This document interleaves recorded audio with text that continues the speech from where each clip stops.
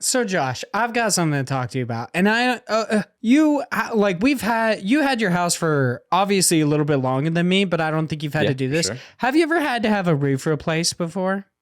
So no, one of the reasons why we got this house was because they had just replaced the roof because Oh, okay. like a roof, if people don't know about this before buying a house, you want to get a house that just had it replaced or like a few years ago because fucking roofs are so expensive. Super expensive. Yeah. So expensive. It's like almost $15,000 for a Yeah. roof. It's fucking insane. So my wife and I, we buy this house, of course. Couple weeks go by, whatever. Oh, it's actually months. It's not weeks or whatever. But I start to see some shingles like moving and shit, and I was like, "Fucking bitch, dude, are you serious?" And then my neighbor was like, "Hey, I've seen some shingles coming up. You might want to check that out before the winter, whatever." And I was like, "Yeah, I know. I've seen them. I'm just okay." I So just don't wanna. yeah, so we had somebody come check out the roof and anything and everything. Turns out because of like certain storms, our insurance covered all of it, with the exception of wow. like our deductible. So it was really nice. Oh, So it is nice. yeah, a whole new roof. We just had to pay $1,000 for the deductible. It was pretty sweet. Whoa, that's But crazy. here's the thing. When you have somebody fucking put on a new roof, that shit's like Armageddon. It's like a war zone. They're chilling up there with like Gatling nail guns. They're just like, ga, ga, ga, ga, ga, ga, ga. And you can hear it like they're on the base of your skull. It's insane. It's so loud. And like, I can clearly hear their music and everything up there. And they're all walking around. Every now and then it sounds like one of them's just dropping dead. Like they're just like, the hardest sound hits the roof. And both my wife and I will be like, what is that? What are they doing? It's so crazy. We didn't have the roof, but we had the bolted on shutters put on, so the ones that you could just close onto our windows. And I was like, my boss was like, "Oh, can you present in a meeting today?" And I was like, it's probably best I don't because I think it's gonna be loud. And I didn't even know how loud it would be. And the meeting goes by, and I'm like halfway through, I had to just like leave because it was just so loud of them just like destroying the house. And I was like, is like the side of the wall gonna be okay? Like I don't know what's happening right now. It's way I don't too necessarily blame them for the amount of like how loud it is. It's like, whatever, you got to do what you got to do. I think that's what it has to be. Like, yeah, I'm like, you got these crazy tools. tools, like you're fucking shooting a nail into the roof, whatever. I don't have a problem with it. The problem I had was they took up literally every bit of parking in front of my house. And I was like, are you fucking serious? They initially told us, they were like, okay, so we just need a place for us to put our shingles and everything. We're like, oh, you can put that on like the side of the yard, whatever. And okay. And they're like, we just need one side of your driveway to have like a trash bin in, which I think is hilarious because bros were literally just throwing trash in our yard. And I was like, what was the point of the trash bin, guys? I don't really understand what the idea of having a trash can for if you're just gonna fucking huck it in my backyard. Like, whatever. So I come day they start doing this, they just like initially they sent my wife an email and she didn't see it, so she just forgot to pay him for a little bit. So it took a little while for not that they did it. She just had forgotten to pay them so that they'd like reserve the date and everything. Yeah. So it's just getting closer and closer. And I was like, oh, I really want this roof done before it snows because it's supposed to snow pretty bad in Idaho this year. It's like Snowmageddon happened a couple years ago as well. And it's like, it's actually pretty ridiculous. It's several feet of snow. Yeah, I've never seen it before. You're one of those kids who like moves to a place and just thinks snow's the coolest thing ever. He's like, no, let's fucking go. Even as a Florida person, I hate snow. It fucking sucks. Dude, the one time I saw it, I was like, oh, this is so nice. And then it immediately just went into my eyes and I was like, oh, I hate this. This is cold and annoying. It doesn't make any sense. Snow is the dumbest shit because it can both like make you cold and burn you. And you're like, what is this all about? Like the wind chill can get you and you feel like you just put your face on a grill. You're like, what is this? How does this exist? But yeah, luckily we ended up getting the roof done, but they're like, oh yeah, we only need this much. I come the day that they're starting. They've got two things in our driveway, a truck here, a truck blocking our driveway, a truck here. I was like, why do you have 8 trucks? Have you guys never heard of carpooling? What is this? You're just like, I'm not one to preach about being green and everything, but y'all are driving like Mack trucks, like 4 of them. What is it? There's like 5 of you. There's no way that you couldn't fit in one truck. I refuse to believe it. Got a social distance. Now's the time. They definitely weren't. I can sit in the same truck.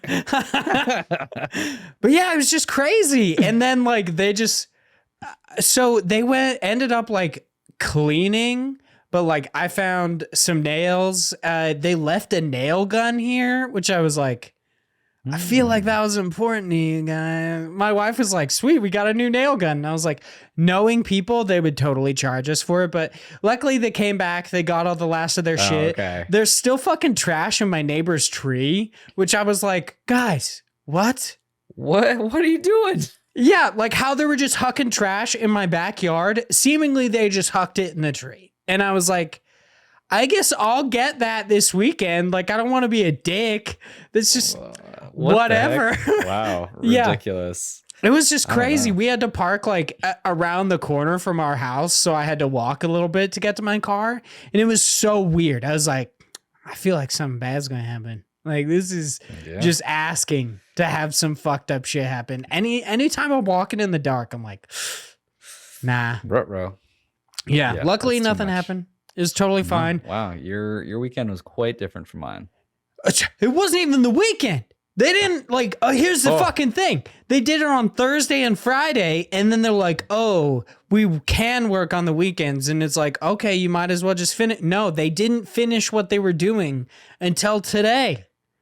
Who does that? Who just leaves it over the weekend? Whatever. We don't work weekends. Fuck off. But luckily they're all done now. I was actually kind of afraid because they still had like a couple boxes of shingles and such like out in front of our house that they ended up coming back for. They just left a bunch of stuff like over the weekend. That's why I was like, why wouldn't like, I don't even know if you guys need to do anything more for the roof.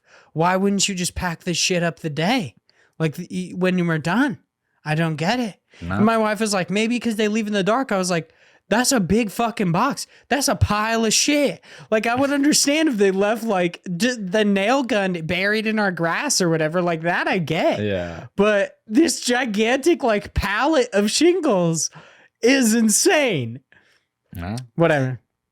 They came back and got it. It's cool. They knew. They were like, he's got plenty of parking space. He doesn't need it. Dude, and then we have a couple like stones in our front yard, like bricks, and apparently like they had flattened out tarps and just took our bricks and like used them to flatten out the tarp. And I was like, I mean, okay, like whatever, as long as you put them back. No, they did not. They did not put them back. There was a cinder block that was in my front yard for some reason, and it's just like in a completely different place. Like, granted, I need to fucking get rid of it anyway, but like it's just in the middle of my yard now. And I was like, why is this here? Like, it's what? Whatever. This is an Indie Games podcast. So would you say 5 out of 5 stars? Oh, definitely. Yeah, guaranteed. Yeah, 5 out of 5 star rating. I mean, they got my roof done, so I don't really give a shit. But like, yeah, it was upsetting at times. Where I was like, "What are you doing? Why have you taken up all the space in front of my house?" I was like, luckily, I mean, I don't want to run over a nail, so I guess I'll park around the fucking side anyway, but whatever. That's true. All right. So what's our podcast again? Hello and welcome to IndiePod, an indie games podcast, your weekly source for all the indie games news you need to know. This week, we are not bringing you any main news stories. Instead, of course, we're going to give you updates on the Game Awards, our opinions of the show, all that fun stuff. Oh my God, I just remembered what I was gonna do. How I told you that I forgot to do something. I literally just remembered. Is that why? No, it was because I talked about the Game Awards and I was like, my whole thing was literally just to bring up my predictions. That's all I needed to do. All right, so we're gonna talk about the Game Awards, give you an update on our predictions, see who was, I guess, more right, more wrong, whatever. It's gonna be fun. I was very wrong. Dude, me too. I think I got like maybe 4 out of like 12 right. But I don't know. I'm mostly just excited to talk about the show in general. I know you didn't watch like a massive amount of it, but I feel like we can still get in a dialogue. Yeah. But I could definitely give you my opinions on it. Oh, yeah. And then, of course, we're going to hop into News Cram. We got a whole bunch of new stuff to talk about. We've got God Bless the Crowd, your listener questions, and that's about it. We don't. That's all we do. That's literally all we do. Yeah. We're really good at covering that first half, but just like in the end, it's like whatever. Yeah, we're like, just fizzles that's all we out. got. Yeah. I mean, it's too much. Most of the time we get halfway into the podcast and we're just like, you know what? Like, I'm just done. Yeah. I mean, come on. Who wants to do the whole podcast? It's ridiculous. It's too much. It's too much. You can't ask people to do this podcasting. It's Absolutely serious business. It's a lot of work. It takes several hours of your life. It does. It really does. Before any of that, if we add all of the hours up that we've spent on this fucking show, it's a lot. Yeah, including like your developer interviews, like you recording and doing the editing stuff for that. Me like getting the docs ready, editing, just the normal recording, like all of that shit. It's a lot. It takes a lot of time. When you really add it up, you're like, this is like a part-time job. Doing? Yeah, like, what is this bullshit? But before we get into any of that, I would like to introduce myself, Vaughn Hyde, alongside my illustrious co-host, the biggest, average Josh Boys. How you doing today, big Josh boy? I'm doing pretty good. Ready to find out how bad my Game Award predictions are. I can't wait. Dude, it's just, I'm ready to talk about how bad the Game Awards were just in general. It's going to be so much fun. I can't wait. Before we get into anything, of course, got to go through our housekeeping. Please check out our developer interview. This one is with Mike Gamble of Talent House Media Foundry. That one is going live on Wednesday, the 15th of December, so be sure to check that out. Once again, each and every Wednesday, we've got awesome developer interviews going live. Big Josh Boy sits down with all sorts of different types of devs, talks with them about their history in gaming, what exactly led them to make the certain games that they made, any sort of I do like that often enough you're just like, do you have any tips for like up and coming indie devs, which is pretty nice because I know that some listen to this show. I imagine they're just like, why do I listen to this show? But like, I know they do. So I'm sure there's a lot of our listeners who have that same opinion. Oh, probably. I have that opinion. Yeah, the first like 30 minutes, you're just like, that too. There's a lot of just weird content to get to the indie games part. But like, we had a couple of listeners who showed us their Spotify like Unwrapped or whatever. Oh yeah, how many minutes? Like that still blows my mind. Like thousands. Like they listened to just hours and hours. Like it was like, I think one person they had that they had listened to over 100 episodes. Like, it's just insane. I believe Dennis put on there that they had listened to over like 100 episodes, which is, that's just crazy. You're all so amazing. Thank you so much for your patronage, your time. You are absolutely fantastic. Of course, when you're on your browsers and such, head over to Teespring. You can pick up some sweatshirts, some stickers, some t-shirts, whatever. Head over to our YouTube channel. It's just IndiePod over on YouTube. Super easy to find. You can watch these episodes. Leave us reviews on any site in which you can do so. Specifically, iTunes helps us out a whole lot. And lastly, thank you so much to all of our amazing patrons at the $3 tier or higher. Of course, if you give us any amount of money, any amount of your time, or just any amount of that, let's be honest. Living in today's day and age, you got a very small amount of bandwidth when it comes to like your attention. There's a lot of things vying for your attention, so we absolutely appreciate that you give us any amount of that. But gotta thank those $3 tiers and higher. So thank you so much to Ethan, a gamer for fun. John, it's just John. We'll see Zach Durham, Chase Hopkins, Philip Renshaw, the One Bad Emperor of Australia, Judo, and Sam Fillion from Canada. Thank you all so much. You are also amazing. And Big Josh Boy, you have been playing a game called Nobody Saves the World. Of course, playing the demo. It's by Drinkbox. How are you enjoying it? I remember that this is something that you were looking forward to. Yeah. So quickly before I talk about that specifically, the main two, I had a very hectic week the last week, so I didn't really get to play any games other than these few demos for a number of reasons. But I'll just dive into Xbox, ID at Xbox is doing a pretty cool Winter Game Fest demo event that's happening from it's December 7th to the 21st, where you can play 35 demos of upcoming unreleased games for Xbox Series X, S, and Xbox One. That is why I played these two things, because I was able to find these couple of demos. But before we talk about the second one, I'll talk about Nobody Saves the World from Drinkbox Studios, because I, like you said, am very, very into this game. From what I've seen, I thought it looked really cool. It definitely plays the way that I thought it would. It's very hectic. The idea is that you are this individual who just kind of like shows up. You're like this nobody. That's why it's called Nobody Saves the World. And the game gives you these random little quests to do. Like it'll say like, go over here or kill these enemies or do this certain attack a number of times or whatever. And you get experience both from your character's perspective, like who you're playing, and this like overall experience pool, which is like base stats, right? And so as you get that experience on the character you're currently playing, you get these transformations. So you start off as a nobody, and then you upgrade and you go up this skill tree to a rat, and your new transformation is rat, and you're able to like run around, and you're able to use this like gnawing attack that constantly is like chewing on people. And you do different like this attack is a dark attack, and you put poison on people as a rat. And then you get get a certain amount of quests and you upgrade your rat and you level up. So you start out at like F rank and you try to go up and up and up. And every time you go up, there are like these branching paths from the rat. So you have like the ability to go from a rat to a warrior or an archer, and then an egg was one of the ones at the top. And the demo didn't let you go to egg, so I was very pissed because I was like, I want to know what this is like. But you get to become a warrior, who then the warrior can become a horse or a magician or something. Dude, they like got that. some weird priorities in this fucking game.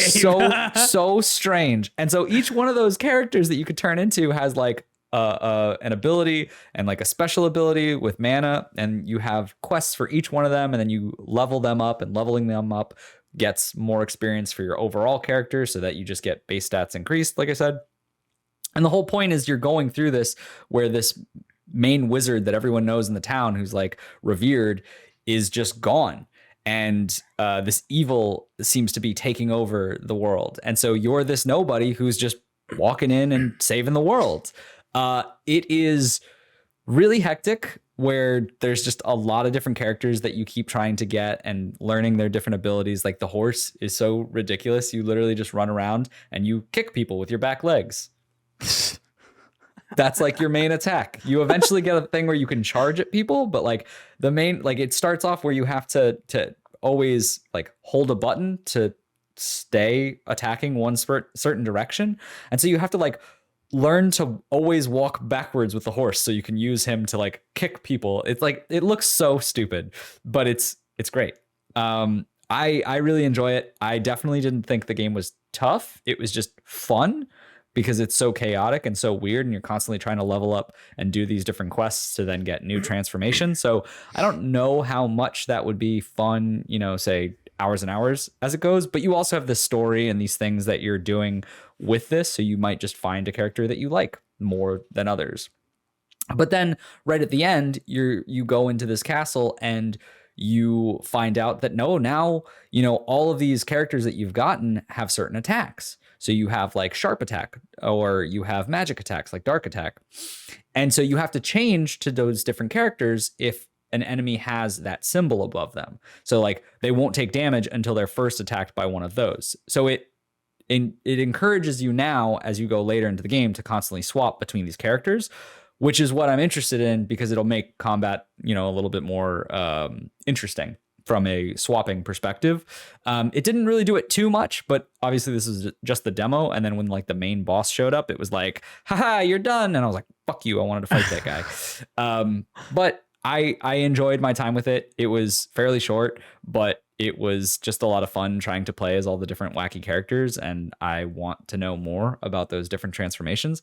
I'd recommend this demo, and I cannot wait to play this game.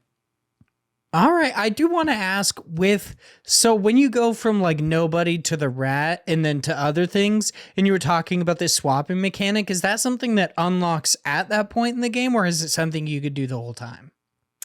No. So at first you were just the nobody. So it keeps you as that character. This like he's just like a white blob type human, and he just walks around, and that's just it. And then eventually you gain enough experience to turn into a rat, where you're then able to go around in like certain spaces that only a rat could. And so it's like the starting of the game is made so you're only that one specific nobody, then to the rat, and then it kind of branches out where it's like, all right, now have fun kind of a thing. So I assume like there won't be as much of that, other than you have to use a certain character to use a certain attack if you have an enemy that's requesting that, basically. But it's interesting because the people will still kind of like, from a story perspective, it's kind of weird because you could talk to a bunch of people in town and people will always know that you're this nobody, even though you might be a warrior or a rat at any given time. Like there was one part where I was that nobody character, talked to someone and they were like, "Where are your pants?" And I I don't have pants. And so I do a bunch of stuff and I come back as a warrior, didn't even realize it. And I talked to the lady and she's like, still not wearing pants, I see. And I was like, okay. They just see through your facade. Yeah. So I was like, I don't know that this makes much sense, but I just turned from a weird nobody to a rat to a archer. So like, it doesn't make too much sense in general. Yeah. I kind of have to suspend disbelief from the beginning. So yeah. Have you played any of Drinkbox's other games? Guacamelee 2 or Severed? Yeah, so I haven't played Severed, but I played Guacamelee 1 and 2. I did enjoy them, but I will admit that Guacamelee 1 and 2, I had the same thing where I played for a bit. I really enjoyed it, and then something happened, like I went to another game, and then I just never came back to them. And okay. I think I also attribute that to Metroidvanias, because there's a lot of times where those type of games, it'll happen, where I'll move on to something else, and I'll come back, and I'll be like, I don't want to get back into this because there's too much to like learn. It's the same reason why like I never beat Hollow Knight and I want to go back and actually beat it one day. But I'm just like, if I do, I'm just going to replay the entire thing because I don't remember what was going on, Yeah, I would recommend it. Metroidvanias are a little difficult because I think they can wear you a bit thin. And then when you like come back to it, you won't know anything at all. Like right now I'm playing Ender Lilies and I'm just like, I enjoy the game, but I'm excited for later this week when I'm going to pick up Eastward and I can like go off and on. Go to something different. Yeah. The different types of games because I'm just like, I enjoy this. Plus, there's like a difficulty spike right now, but I'll talk about that in just a second. Big Joshua, you are also playing Loot River by Straka Studio, I believe is how that's said. Yeah, and it's weird. It's like Straka Studio, I think. So that period was on there on purpose. I was like, why'd you do that? I deleted it. Yeah, and I don't know if that's something that like Steam is just doing or if that's wrong. I don't know. Straka Studio. Sorry if we're wrong. They created Loot River, which we've seen this before. We've talked about this. This is basically it's kind of like it has the combat of a Souls-like, but it has this interesting mechanic where you're running through the world and it's almost like a puzzle game in itself where there's like these Tetris type pieces on top of a river and you can move them. So the way it works is you have, left stick is to move your character around. Right stick, if you're using a controller, will move the piece that you're standing on. So you'll be able to slide around as you're also moving and fighting enemies that are on these bridges. The idea is that this is a roguelike game, so procedurally generated. It's constantly changing. It's allowing you to play multiple runs. And so what happens is basically if you die, you then come back and you're able to upgrade because it's roguelite. You're able to upgrade this knowledge that you get to buy new weapons that will be available as things that you'll see in the actual world. I think there are more pieces to it, but I'm also not 100% sure because it's just a demo. But you have this character, you're killing enemies, you level up, you get to put points into a different, whether you want endurance, you want magic, you want strength, you want agility, things like that, like dexterity. That's cool. Yeah, it's really interesting. I liked it, but it's one of those things where I feel like this is for like a niche audience because you have to be really into the combat, which I am not. I played it and I think it's doo-doo. Is it I just like because it's the Souls-like stuff? Like I know it's you don't like stamina systems. yeah, and it's not even so. This is like a weird adjacent to Souls like because it's not stamina esque. Like you can keep pressing it as many times as you want to attack. You won't like run out. But like I love fast paced games. Like Hades was a great example of like the type of roguelikes I want to play, where I'm able to attack, attack, dash, attack, attack, dash, attack, attack, and like just keep doing constant loops of that. Whereas this game, you can kind of do it, but not really. And it's like your attacks are so like so slow with certain weapons that I was just like not having fun. You do get magic in it, which is what like eventually I was like, oh, I was more into this, and I started using these lightning bolts, which seemed way overpowered anyway. But I also just don't think that it's at the same tier as what Souls-like combat is anyway. But it just feels really clunky to me, like really clunky. And some people might like it. And, you know, I was getting a little bit more into it as I played more of it. So it might be one of the things where like I just need to put more time into it. But I wasn't really digging it. Whereas I then started getting more into like the movement of it. And I was like, this is pretty cool. But then you'd get to certain sections where it was like more of a puzzle game. And you'd have to like move the blocks in a certain direction and like move blocks around in certain orders so that you could get from one platform to another. And it's like, I also don't really care for those type of puzzle games of like the move the block. Like, you know, that one, I always forget the name of it, but it's like, it's like a bunch of squares and it's like one square is missing and it's like, make the picture and you have to like keep moving them around. Those and have always like thrown me off as a kid. I hate them so much. And that very much felt like that at one point where I was like looking at it and I was like, where do I go? And it like took me a while to get there. And I was like, I am not enjoying this either. And so it was like, there's a certain person who's going to really love this. Who's going to be like, I love the combat and I love the puzzle aspect. And I love games that have both of those things. And you know, if you just put that on paper, I'd be like, oh yeah, this sounds like for me. But it was just not that fun. I got through it. And, you know, I somewhat enjoyed it, but like, I don't know that I care as much to play this now. Like this was one of the games that I was really looking forward to for next year, and I don't know that I'm as hyped for it. This is more of like, if it's on Game Pass, I'll try it out, or if it's on sale later down the road. But it's not like a day one for me anymore. All right. I'm still planning on checking it out. I do like the kind of like slower combat. And granted, ever since I believe it was shown off in this most recent Devolver Direct was when it was first shown.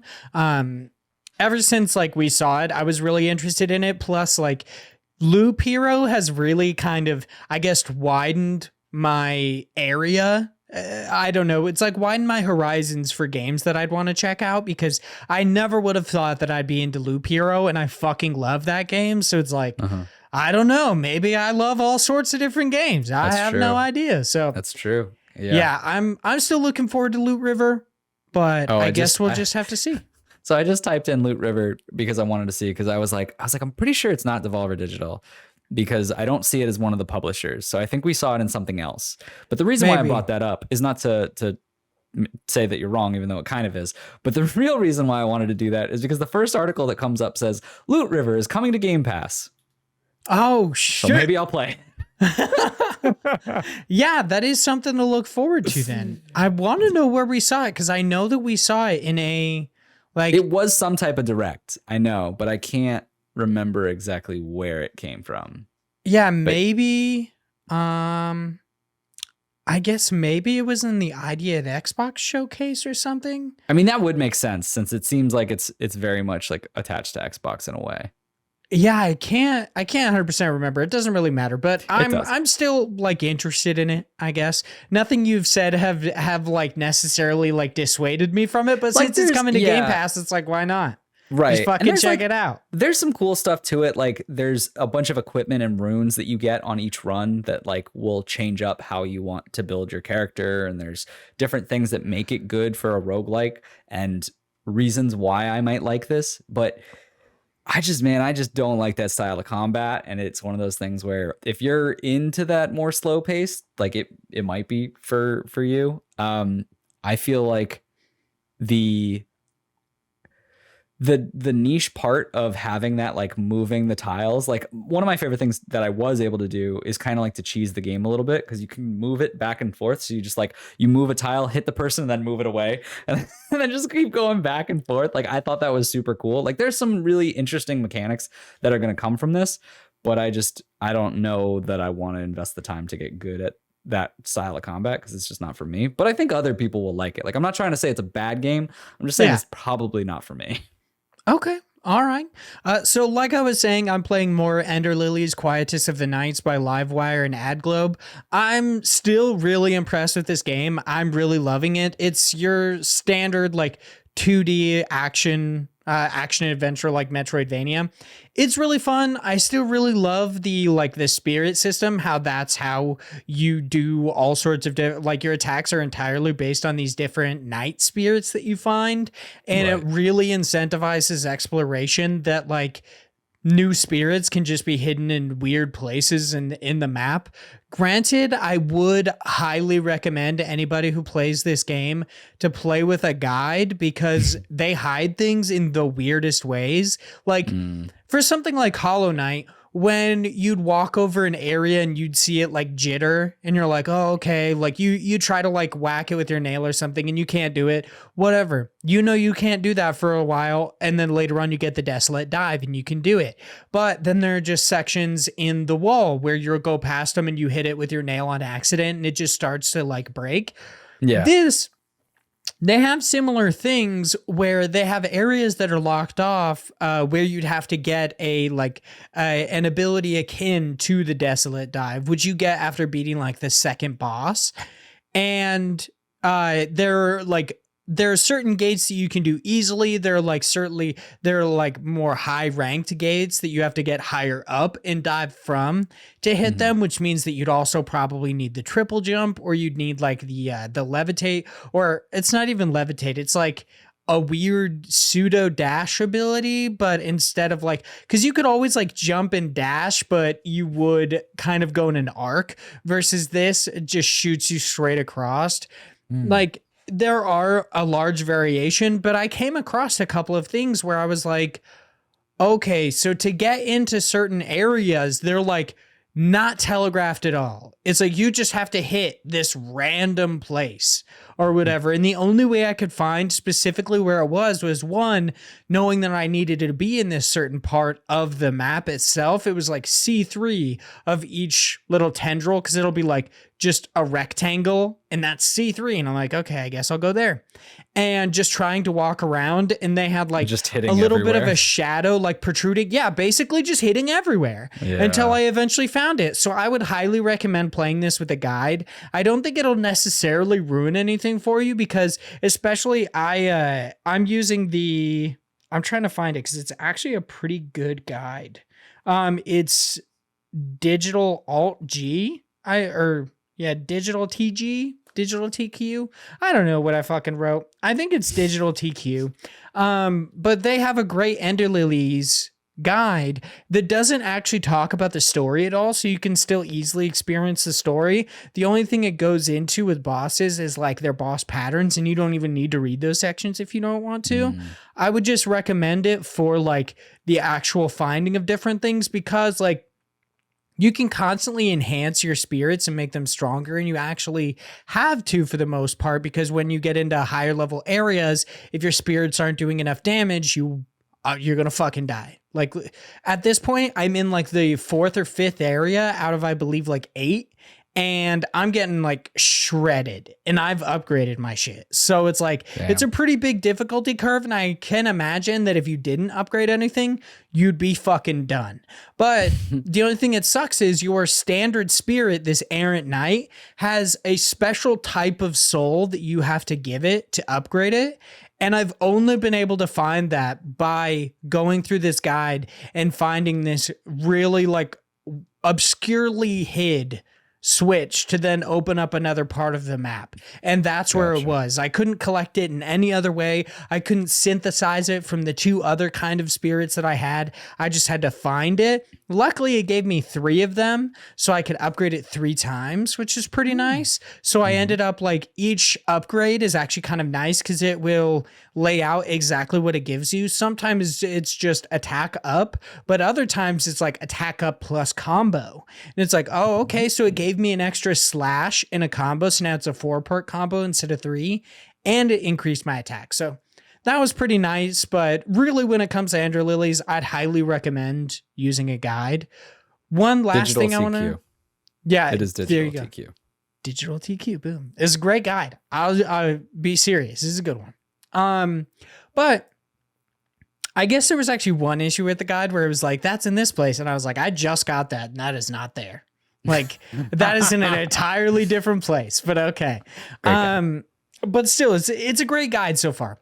The last thing I want to say is this really, really awesome, like little detail. I'm kind of holding off a little bit. Last week, we did say that we were going to do our indie game of the year this week, but instead I talked to Josh. We're going to actually push that off to the middle or end of January so we can make sure we play whatever games came out this year, make sure that we get, I guess, the most well-rounded opinions on our indie games this year. And we're actually going to be having some different categories this year's indie game of the year, where it's like indie game of the year, best gameplay, best narrative, like basically, yeah. After watching the lackluster show of the Game Awards, I was like, bro, I'm like, I do want specific categories so we can highlight more indies, and so we can talk about indies that didn't necessarily just come in a year.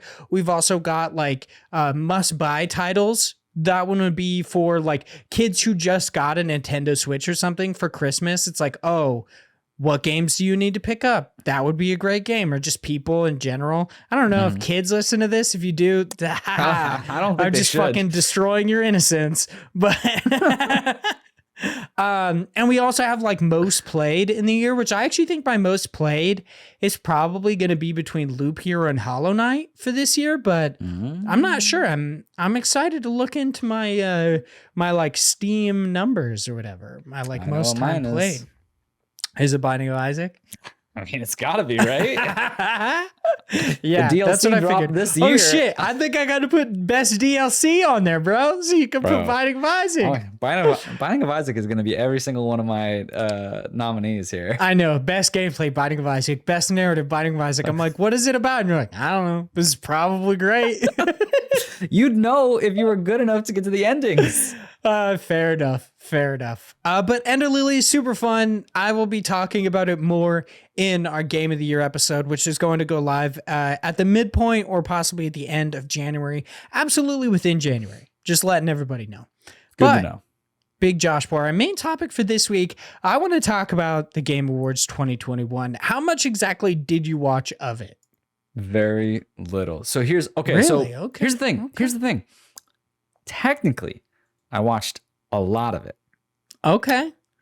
But I'd love to hear this technicality. The technicality is the Game Awards is literally all fucking game trailers. Yeah. I watched all the game trailers, did not watch the Game Awards because you didn't need to. Because I didn't. I watched very little of the actual Game Awards. And I was like, I don't really care to. So here's the thing. Normally I would watch these live and I'd be fine with it and I would just watch through it. But I had something work related, wasn't able to attend to the Game Awards this year. And so when I came back, I was like, I could just watch the whole thing.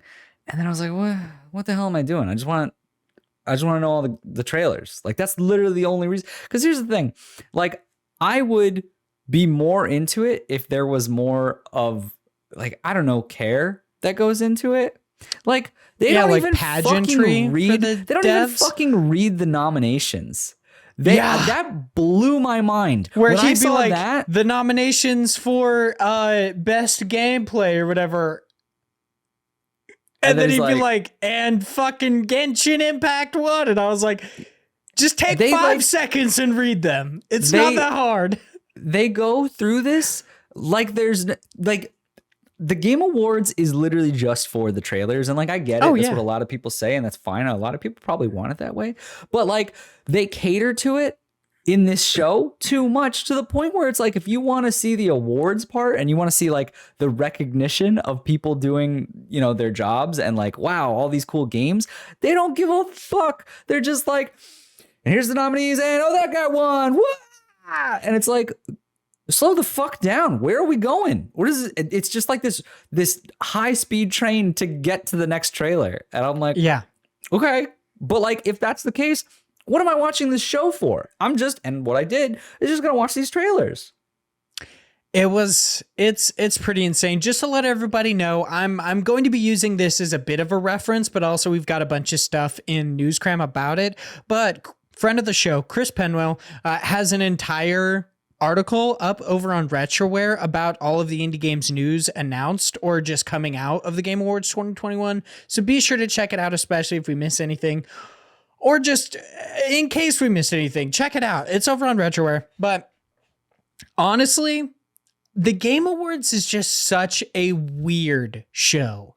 Every single year, like I don't think people have had great things to say about the Game Awards in like 4 years. It's basically been lackluster for several years in a row, which I find so insane because like the reluctance and just like refusal to admit that maybe there's a problem with it is just insane. Where like a lot of people will say like, yeah, I've heard a lot of people talk about this show where they're like, yeah, the Game Awards, like it's all kind of gone downhill, but you know, like Jeff Keighley, he's a great guy. He's a cool guy. I don't think anyone else could do it. And I'm like, here's the thing though. He can't even do it now. Like what why are you so like wrapped around Jeff Keighley's dick that no one else can do this? Here's my thing. Just shop it around. Let other people host and produce the Game Awards. Like I understand it's fucking Jeff Keighley's thing, but year after year, it's a disappointment. So if you actually want people to enjoy this fucking massive production, maybe just take some other hints. Like maybe stop having fucking random ass musical guests for no reason. Like so weird. Honestly, at this point, it just seems like a way that, and here's the thing. I've never found Jeff Keighley interesting. I don't understand why, like, I get that he's probably a nice guy. I don't find him charismatic at all. I think he's a boring fucking dude. I gotta be real.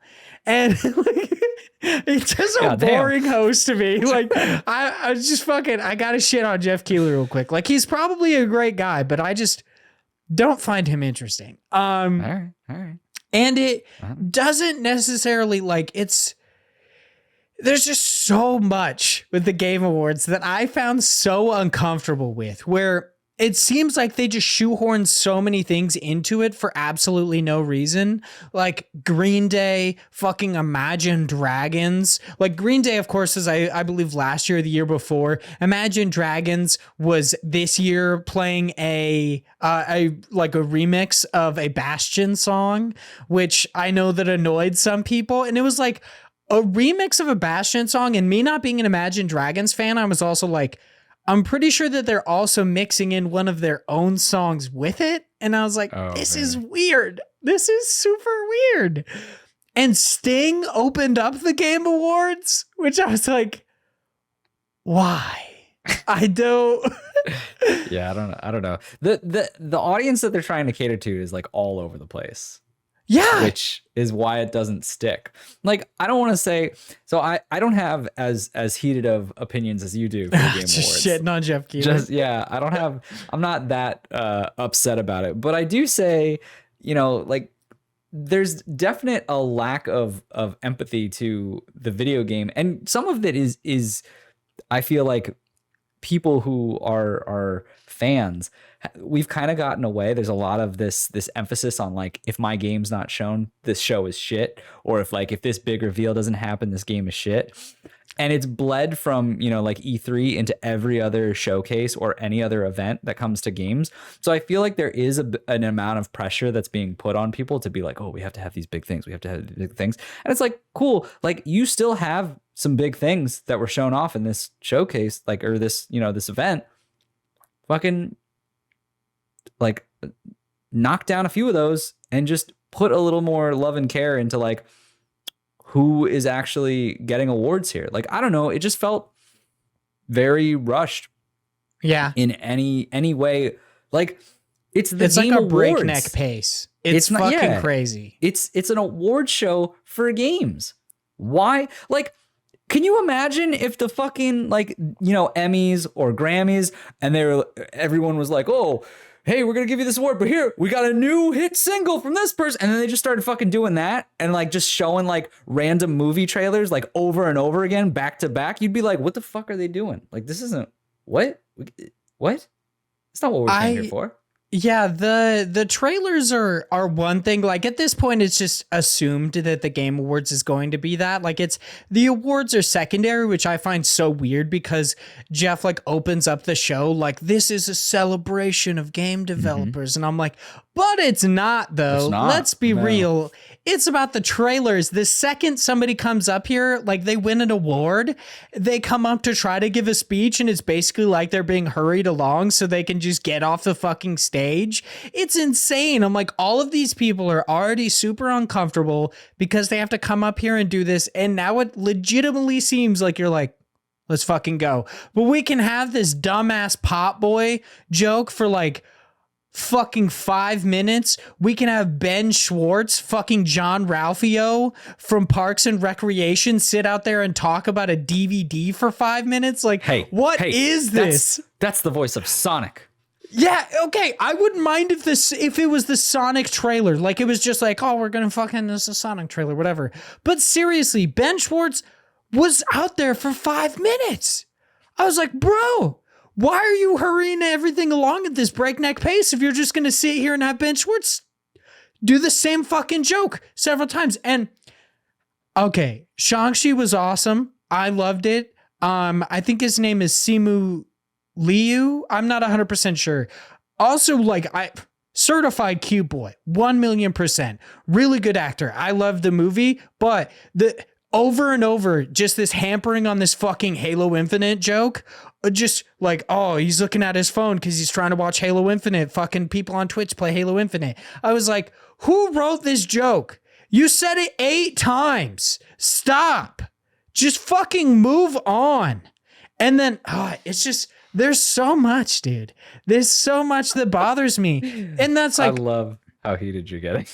See, I'm not necessarily like, I'm not annoyed about like the lack of announcements in the show. I do think that like I've heard the criticism, and I do think it's a legitimate criticism that the show was a little bit front loaded, where they had like Senua's Sacrifice, Star Wars Eclipse, and I guess Alan Wake 2 was a bit in the middle of the showcase for the most part, but like they had what would be heavy hitters at the beginning of the show and then ended off on some pretty like I think it's like Neon Raiders or something like that, something Ion Raiders. I'm not 100% sure, but it's like it was an interesting game, but it's a little weird to end your show on that, even so much so that after they gave Game of the Year and everything, and they're like, have a good night. I was like waiting. I was like, are we going to get like one more thing, like something cool?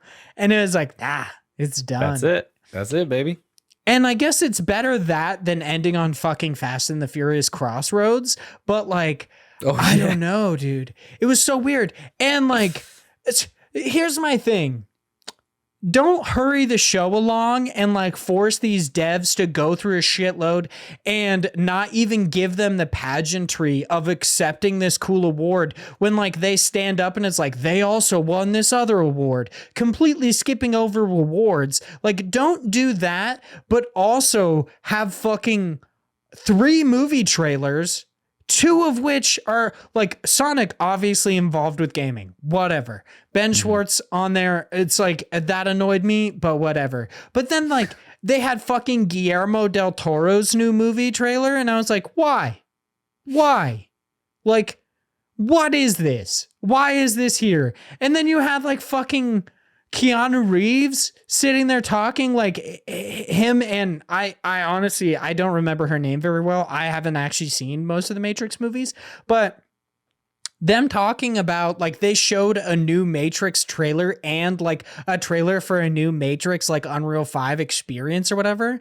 And I was like, I'm gonna be honest, I don't think this looks that good for real. And also like, why though? it's barely involved with games. Like, I get that it's kind of like, oh, they're in like this technology world or whatever. It's a simulation, but I was like, that's borderline not a video game. Let's be real. It has nothing to do with games other than Keanu Reeves was in Cyberpunk 2077. Like, I don't understand why this is here at this point. But then they're like, fucking, let's get you off the stage. Okay, you got your award. Get out of here. Like, you're cool. You're a Dommy Mommy. You're 12 feet tall. That's awesome. Take your award for best performance and get out of here. That's cool. It's just so weird to me that like the entire thing is predicated on celebrating developers, but it seems like they don't give a shit to actually celebrate them. And I'm like, okay, that's weird. Whatever. A little bit. But that's what I mean. Like, Jeff Keighley is the creator and producer of the Game Awards. If it's continually like underwhelming, maybe someone else should take a stab at it. Like, your brand is kind of just degrading in quality year after year. So maybe someone else, like, just shop it around. Hey, maybe if you give it to somebody else and they do an ass job. Okay, people have thought the last 3 years were ass anyway. Like, whatever. Does it really hurt it that much? You know what I mean? Like, I don't know. It was just a lot. I'm not a fan of the Game Awards, obviously, but yeah, really? I thought you loved it. Yeah, like it's just nothing but a strong opinion on it, you know? Best show out there. Just fucking, so good. But like, I just don't understand the insistence of like, no one else can do this. And I'm like, bro, I know there's a lot of people in the games industry that could do something like this. Like, I would love to see a world in which like Kinda Funny shoots their shot with a Game Awards, or like just passing it around to some different outlets. Obviously it would be Jeff Keighley's, like, he would have approval over everything because it is his brainchild, but just kind of like shopping it around, seeing what other people, maybe even just trying to take other people's opinions into account instead of like doing the same thing every year, but going further and further into the hole, where it's like, why not have 85 games that look like Fortnite and also just happen to be battle royales? Like, why was every third game at the fucking Game Awards a battle royale? Maybe you need some curation here, bro. It's pretty insane. That's the new hot topic, man. Is it anymore though? I think people are fucking sick of it. I don't think anybody are going to these new battle royales. Because they're still playing Fortnite because it's just so great, you know? Exactly. Like, there are the couple that everybody, like, okay, you got Warzone, you got Fortnite, some people still playing PUBG. I know people are playing H1Z1, King of the Kill. But outside of that, I don't know how many battle royales are really like working. Like, you also got Apex Legends, which is the battle royale mixed with like a hero shooter.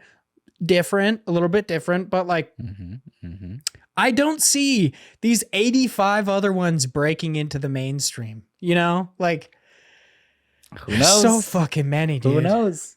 But we got that Senua's Sacrifice gameplay reveal, bro. Oof. Or Senua's Saga. Sorry. Did look pretty good though. Did look pretty good. Oh yeah, no shitting on it. Like, they did have some solid reveals in it. Star Wars Eclipse, that was pretty cool. Senua's Saga, that was actually pretty dope. Like, it made me want to play fucking Senua's Sacrifice. I gotta be real. You never played Sacrifice? Like, no, I still haven't played it. You big dummy. Good game. I know. Right? I'm being an idiot. Like, Nightingales looks pretty cool. I was into it. Oh, you just shut your mouth. Fucking another crafting game? Why don't you get the hell out of here? A survival crafting game. I know, even. dude, you're like, literally, not only do I have to craft, but I also have to fucking eat. I have to eat and drink, and I have to build shit. It's like, literally, you could not pick two more boring topics for me in a game.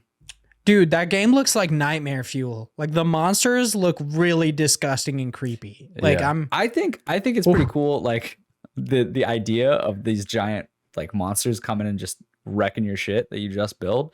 But I also loved how, like, I'm not gonna lie, and granted, it would be hard to make it like everything destructible and, you know, like crazy look realistic.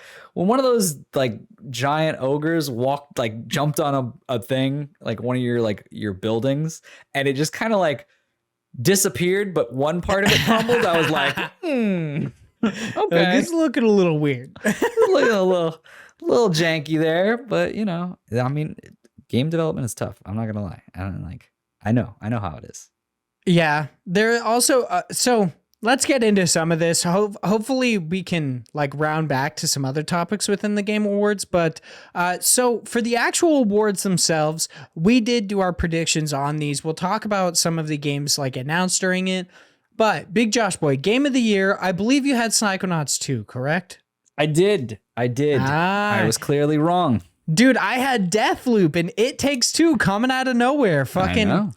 That was pretty crazy. I was honestly surprised. I was pretty surprised too. I mean, granted, like I said, it's a really good game. But I think this is very much like you need to know your audience, right? Like, yeah. And I don't know a good amount of the organizations that are a part of that voting system, because like you look at this and It Takes Two wins Game of the Year for the Game Awards, but then you look at another industry, like I just saw randomly Polygon's top 50 games of this year. It Takes Two is not even on there, and you're like, like, because that's when it comes to like art being subjective. That's the thing, is like everyone has their own opinion, right? And it's really hard to say like this is obviously the one. And one of the big things about It Takes Two is I was like, and with a lot of these games, I was like, it's very specific of like, have you played it? And also, are you into co-op games? And I don't know, but I think it deserves it though. Oh yeah. Yeah. And fucking the fuck the Oscar guy, he goes up there, says fuck like 6 times. That was great. I was into it. I was like, hell yeah, dude. I mean, that's why he won. They just wanted him to curse. They like Psychonauts 2 actually won. They were just like, fuck it. It's kind of like how some people think Donald Trump is still president. You're just like, exactly. Psychonauts 2 is actually Game of the Year. I don't know if you know this, but best game direction. I had Ratchet and Clank to Rift Apart. What did you have? I had It Takes Two. Oh, okay. It was Deathloop. Whatever. I haven't played Deathloop. I don't really know. Best narrative. I had Life is Strange: True Colors. Big Josh. I had Life is Strange. Dude, fucking Guardians of the Galaxy. That was legitimately, I was like, what? I did not expect Guardians of the Galaxy to win a single fucking award here. Don't know what they're talking about with that. Yeah. But, that was crazy. And I'm honestly like really into that. I'm excited to play Guardians. I was excited for it way back when it was revealed. I just haven't had time to play it. And like, yeah. All right. Fuck it. It's got a good narrative. Hell yeah. Sure. Good for them. Right. So we've got best art direction. Big Josh, what you got? I said The Artful Escape. Oh, because it was in the name. Because it was remember. in the name. Yeah. And I had Kena Bridge of Spirits, but it was Deathloop, which I've seen a bit from Deathloop. I didn't find it exceptionally like impressive, but that's cool. All right. Yeah. Like I enjoy some of Arcane's games. I feel like a good amount of PlayStation games won, and I didn't play a lot of PlayStation. So like. Yeah. Yeah. I haven't played a lot this year either. So yeah. What are you going to do? Best score and music. I had The Artful Escape. What did you? I had Cyberpunk. Oh, and it went with Nier, which I remember saying that like I believe it's between The Artful Escape and Nier, but I went with The Artful Escape because that's literally what the game is about. Yeah. But I guess a lot of like Nier's lore is told in a weird way in the music. Like it's a very odd. I don't want to say genre. It's like a weird game series. But, yeah, I know nothing about the Nier series, so would be hard for me to make that guess. I honestly don't even have what Games for Impact was. I don't even know. I'm pretty sure it was Life is Strange, right? Do you think so? I have Life is Strange was my guess, but I think I went pee at this time, and of course, in typical Game Awards fashion, the award went like that. Like it was already over. Yeah. Let's see. Big Josh Boy looking up Games for Impact. I know. What was it? Come on, where is it? I know, right? There's so many categories. It's like this is like fucking impossible. It's also because I just typed in the actual thing, and so you have a million articles about like what could win, and I'm like, I don't want that. I want what did win. It was Life is Strange though. Oh shit, got that one right. What's up, 1 Big Josh point, boy? baby. Yeah, I did not get that. Dude, I don't think I got a single point. Are you serious? I have not gotten a single point yet. I don't know if I'm going to get one. All right, so best ongoing game. What did you have? I had Fortnite. And I had Final Fantasy 15, which was I Final think won. Fantasy. Or 14, sorry. Final Fantasy 14 online. That one was the winner. 15, very different. Yeah. Best very indie. What did you have? I had Inscription, but I think it was Kena. Yeah, Kena. I had Death's Door, and it was Kena. Also, I believe like in that same moment, it was like Kena also wins Best Art Direction or whatever. And I was like, what? Like I swear it won like 2 awards, and I was like, what? Like, okay. Oh, it was Best Debut Indie Game. That was the one that it was like the 2 in it. And I was like, no. Why? Yeah, everything I've heard about that game and seen about that game, I don't know why that won. Like, I've heard it looks very pretty, but yeah, like, I have no interest to play that. Yeah, I think it looks really good, but same. I don't really know that it's gonna be my type of game. Maybe I'll check it out eventually, but I'm not sure. Best mobile game. What did you get? I had Pokemon Unite. And I had Genshin Impact, which was Genshin Impact. What's up? See, look at that. You're so good. Yeah, I told you that shit's crazy. Like the fact that that can play on, it's got to be Genshin Impact. You know, for sure. Best community support. What did you have? Said No Man's Sky. And it was Final Fantasy 14. Not surprising, considering there were 18 Endwalker ads in this, and they were just like, make sure you pick up your pizza at Grubhub. And I was like, dude, shut up. How many times are you going to talk about Grubhub and fucking Spotify? Stop. Got them sponsors, man. You gotta. That's how they get their money. It was so many times, and it was so weird because so many of the awards were sponsored by somebody, but they also were just like in the middle of the show. Jeff Keighley was like, let me stop the flow to tell you that you could find your Spotify Wrapped. Just go to Spotify Wrapped and you can see what you're listening to. Let's look at what gamers are listening to on Spotify. And I was like, dude, what are you doing? Stop. It was so annoying. Advertisement is the way of the future. You got to put ads in everything. There's so many ads in this, dude. It was fucking crazy. Big Josh Boy, what did you have for best action game? Returnal. And it was Returnal. There you go. I got 1 point. 1 point, baby. Also had Returnal. 1 point. Best action adventure game. I put Metroid Dread. And it was Metroid Dread. I thought it was going to be Psychonauts 2. Best role playing game. Cyberpunk, which I did not get. What was it? It was like Tales of Arise, I think. Yeah, it was Tales of Arise. I went with Shin Megami Tensei 5. Also wrong. It was Tales of Arise. Best family game. This was legitimately surprising. I do not agree with this. Yeah, because we both chose Mario Party Superstars. Because it's an actual family game. Yeah, and It Takes Two was the one that won it, which is interesting because the 1 year that this was not dominated by Nintendo, because one other company, specifically Hazelight, I believe is the developers of It Takes Two, they were the only one there and they fucking won it, which is pretty crazy. I was like, okay. Best family game, not best game about a family. Okay, all right. Oh, well, you got 2 people there. 2 people can be a family? All you need is 2. It Takes Two, Big Josh Boy. No. It's wrong. Best multiplayer. I said Valheim. Okay, I said It Takes Two. We got It Takes Two. No big deal. Best debut indie.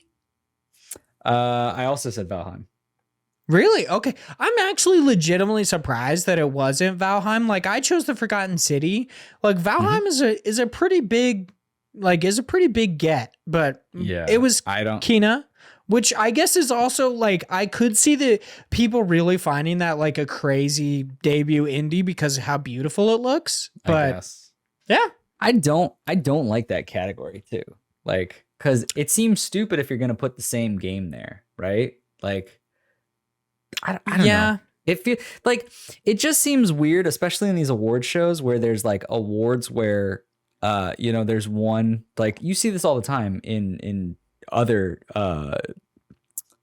medias, like, for movies or acting in general, like in theater, where there's like one home run hitter and it wins like every award, and you're like, Hades. Is this well, yeah, exactly. And you're like, is this a celebration of games or game?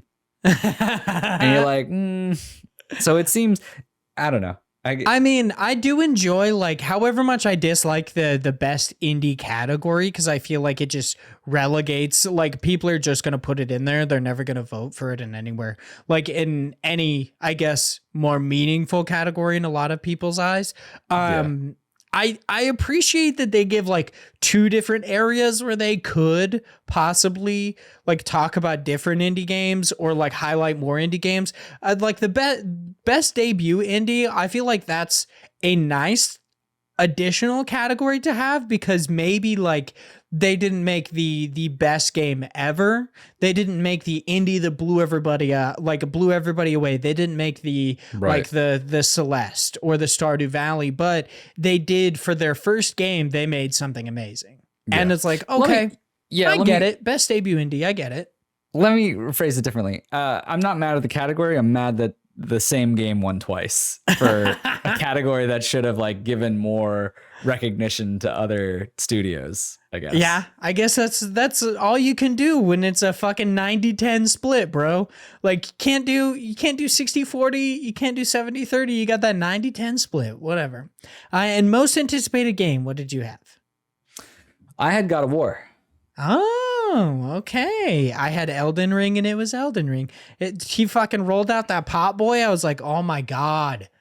It's so long. He was like, come here, pot boy. Come here, pot boy. Come here, pot boy. Come here, pot. I was like, literally walk over there and fucking grab it. I don't care. Like, just stop. Like, I get fucking repetition is comedy, but at some point, there's too much. And in this show, it was like over and over again. They're like, haha, it was a callback. And I was like, shut up. Just move on. I'm sick of this. So how many points you get? So I got one. I only got two. Two. You beat me for sure, but how many three, did you get? 4, 5, 6. 6. I got 6. 6? Nice. Yeah. I believe. Well, yeah. I got 6. Good for you. So there you go. I win. What do I get? You get nothing. Good day, sir. You get a big kiss on the mouth. So just to talk about some of the announcements, obviously, like I said, some of these are going to be in God Bless the Crowd, so I'm just going to skip over those ones. There's apparently a Texas Chainsaw Massacre game in the works. That was weird. Yeah, the Friday the 13th team, which is interesting. I don't believe there is like any announcements yet. The Expanse, a Telltale series, which I don't know necessarily. Like this will be when it comes to like your definition of indie, because Telltale like went out of business, but a lot of it was bought up by some random company. Like Telltale is very weird, and I wasn't sure whether to include this in or not. But it's also weird because it's like it's the topic that they're using is like an Amazon series. I actually really like The Expanse. It's really good. It's actually based on a novel series. Right. Okay. But it looks bad. I'll admit the character models look bad. I don't understand why they're not just going full bore on Wolf Among Us 2. I don't get how, like, I find it very weird because they announced like 2 games in this show, in this one fucking show. Once again, 8 fucking battle royale games, like 3 or 4 Telltale games. It's very weird. What are you doing? None of them Wolf Among Us 2, which they literally announced like it was the first game they announced, and they're like, but the first trailer will show us for The Expanse, a Telltale series. It's never coming. It's going to be another Hollow Knight.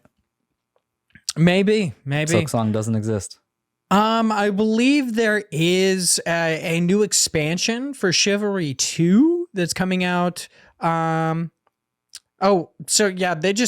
coming out in early 2022, as Chris writes. There's a free weekend happening between December 9th and 12th, which is already over by the time.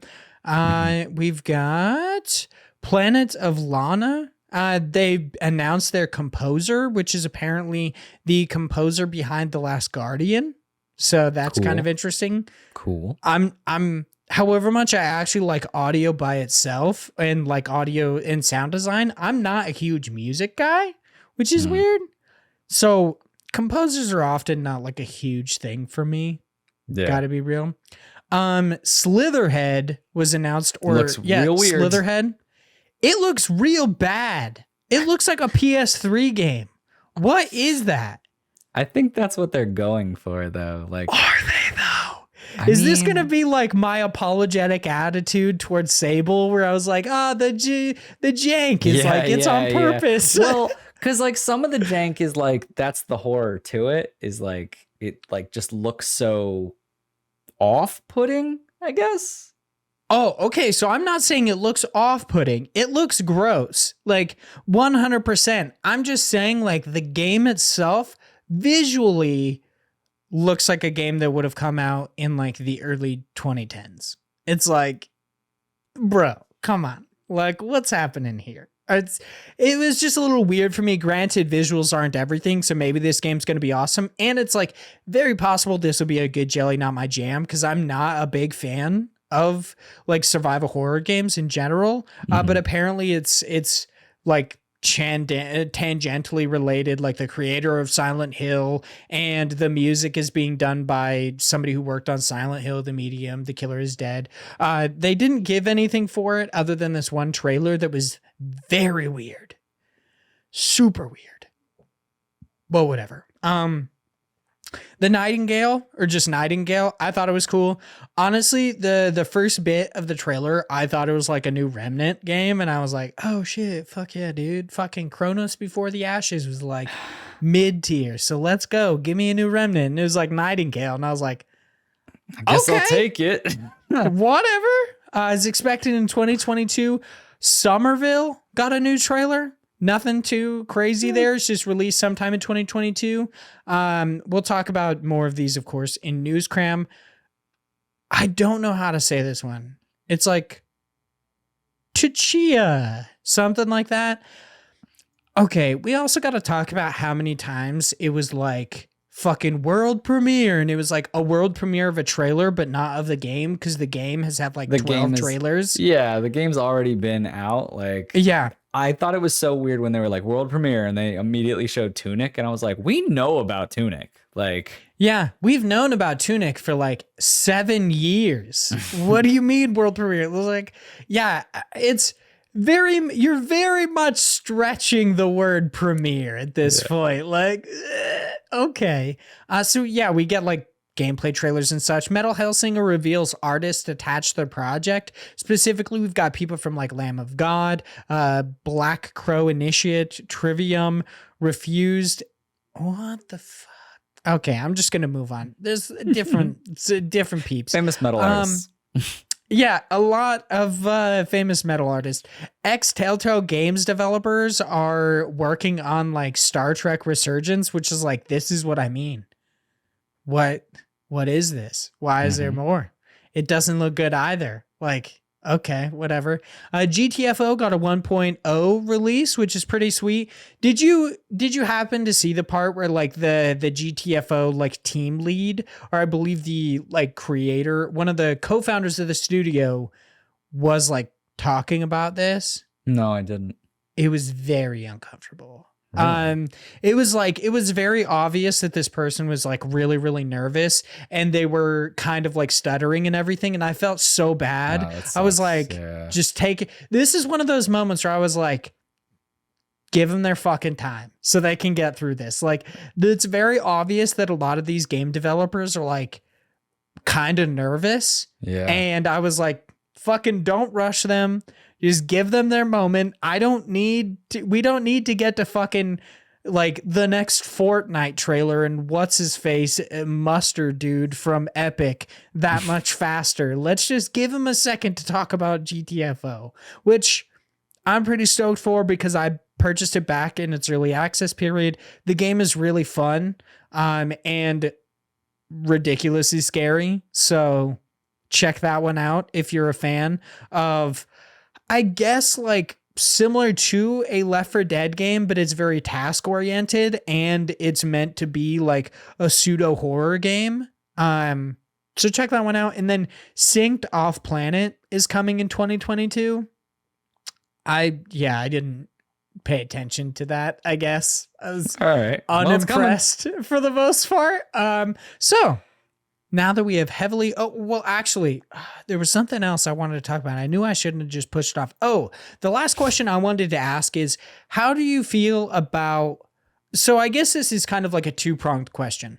Okay. So one, I'll preface this with, at the beginning of the show, Jeff Keighley and the Game Awards took a stance against like hostile work environments, harassment, just kind of like basically everything about the Activision Blizzard lawsuit and just anything happening in the games industry in recent years, all of the different scandals we've seen, took a stance against it without actually saying any of their names specifically. And part of that was that no, they would not be included in the showcase, I believe specifically outside of awards. So if Call of Duty Vanguard was actually nominated for an award, I believe that it could have been given an award. Like that would be something that they talked about. But I believe there's like this stigma against nominating them at the time because there are like boycotts going on, there are strikes, there's all sorts of stuff.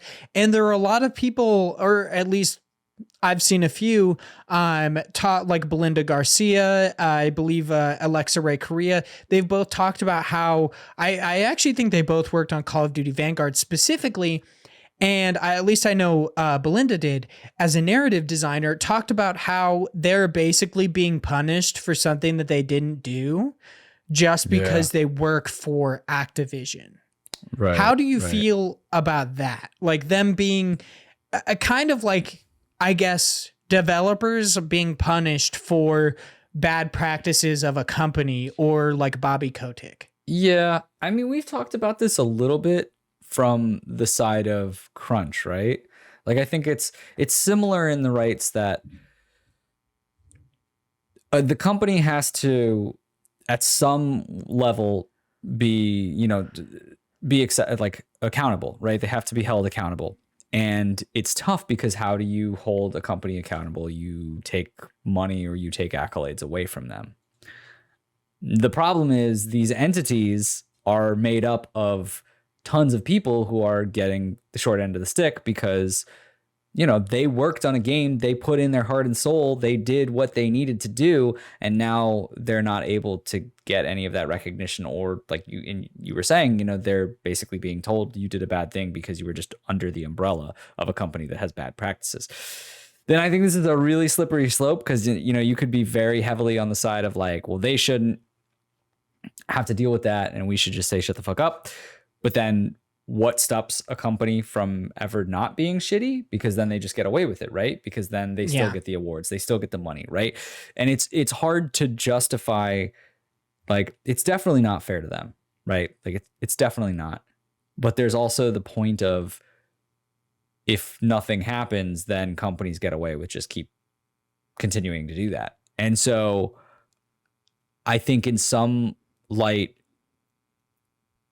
there has to be like a medium of, you know, someone has to get slapped on the wrist. And in this case, it's like, unfortunately, both. I don't think it's like, I think that these are okay when things like that are done, but like attacking someone for being a part of a company is not, right? Like, I think that's the place where you really need to draw attention away from them. Like, you shouldn't say like, oh, you worked for Activision, oh, you're part of the problem. They might be part of the problem, right? But it doesn't automatically make them part of the problem. They could just be living their life trying to make money or trying to do what they enjoy, and they're just part of that company because that was their option, or that's where they were, you know, able to get their foot in the door. And like, that shouldn't be held against them for a company that's doing other things above their head. Yeah, that's it. Also, like, I feel bad for a lot of the developers when way back when all of this like kind of first started and news of this lawsuit kind of came out, that a lot of outlets said that they wouldn't be reporting on Activision Blizzard games. And I was like, bro, what? Yeah, it sucks. Like, I feel like it's just, here's the thing. A lot of people say vote with your wallet, but in reality, I do not think that you can boycott companies this large. I don't think that it works. You might not purchase it. Maybe 100 people, maybe like fucking 100,000 people don't purchase this game, but I almost guarantee you that that's not going to be a big issue for Activision because Well, probably not. you have this massive base of people that buy fucking Call of Duty every year. Yeah, there's Like- a lot of people who don't care, right? Who are just Yeah. like, because there's a lot of people who probably don't even know. Well, Like- that's the thing is like, I don't want to say that they don't care because I imagine that like they might just not be informed on what exactly is going sure. on. For sure. But yeah, there's probably a lot of people who don't know. So I'm like, how do you feel about boycotts in general? Do you think that they work? I've heard different things where it's like maybe boycotts don't actually work in modern day because companies don't exist as single entities anymore and you can't exactly block off all their business. Like this isn't like boycotting a mom and pop shop. Yeah, I think you can't boycott it in the idea of like boycott them and we're gonna stick it to them like they're gonna fail, right? Like you can't boycott them, these bigger companies, to a point where they're really gonna take a huge impact. Like you're not gonna stop a Blizzard. Like Blizzard's still gonna exist, right? Yeah. But I think it does impact them. Like I think everyone, like you can vote with your wallet to a degree of like you can choose to not be a part of a specific form of media or a specific entity because you feel it impacts you on a moral perspective that you're not willing to, engage with them. And I think that still does affect their bottom line, right? But like, I don't think that wherever, like, even companies with all this terrible things that are popping up and you hear all these stories, like you still have a player base in these worlds. I don't think that it's going to work in that light of like, if we boycott them, they're going to be done and it'll never exist ever again. Like, I think that you're right in a lot of ways where they're just too big to have that effect. But I think you can definitely impact them to the level of like, they need to start making changes if they want to receive the same profits they had or the same level of popularity, right? They could still exist. They'll just never be as popular or as successful. Yeah, the only thing that really sucks is with like the crazy ramification that I don't think a lot of people think about when they think who gets about hit first is the it's the employees. developers. They're going to get laid off. Like, and let's be honest, if history has told us anything, it's that they'll be laid off and higher ups will still get massive bonuses. They are not going to feel it really. And sure, the product's going to suffer, the employees are going to suffer, but this is just what happens. Like specifically, I believe Activision just laid off a bunch of QA workers at Raven. And so basically the way that I just ripped my fucking headphones out. The way that I have approached Activision Blizzard stuff is specifically from like recently I've been wanting to play World of Warcraft again and I couldn't necessarily like justify it to myself. I was like, I feel uncomfortable playing like playing World of Warcraft, playing like basically anything from Activision Blizzard. A large part of that is because I feel like there is a bit of a social pressure. But I was like, I want to play this game. I know people worked hard on it. I know they continually work hard on it. And I would like to reward the developers of this. And I want to play the game myself. Like, let's be honest, it's not altruism. It's fucking, I want to play this game. I want to get new hunter pets, whatever. Yeah. But this is where way back when Juno was on Twitter talking about Hogwarts Legacy. And they were like, I'm not necessarily going to boycott this game because it's literally my job, but what I will do is donate to the Trevor Project, the same amount. Yeah. And I feel like I'm not telling anybody they need to do this. If money is tight, literally don't worry about it. If money is tight, who fucking gives a shit about like morality? Like whatever you need to do to survive, I'm going to be completely honest. Like, fucking if you're just you're going down a weird slippery slope here. Oh no, I'm basically just saying like if money is tight and you need that little bit of escapism and World of Warcraft is that for you, you've got $15 and that's your subscription. Don't even worry about it. Like you don't need to worry about it. Just play your game, be happy. It's not a big deal.